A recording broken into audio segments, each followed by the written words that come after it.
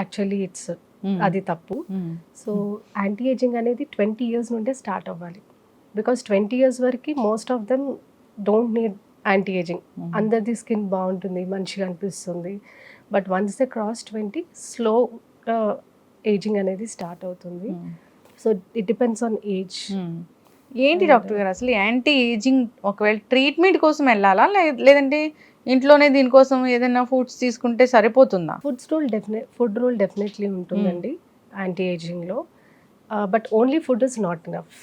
ఎందుకంటే ఏజింగ్ అనేది intrinsic aging అంటాం, ఎక్స్ట్రెన్సిక్ ఏజింగ్ అంటాం. ఇంట్రెన్సిక్ ఏజింగ్ అంటే మన బయలాజికల్ ఏజింగ్, అంటే మన న్యాచురల్ ప్రాసెస్. ఎక్స్ట్రెన్సిక్ ఏజింగ్ అంటే బయట నుండి ఇండ్యూస్ అయింది, అంటే అల్ట్రావైలెట్ రేస్ వల్ల, పొల్యూషన్ వల్ల.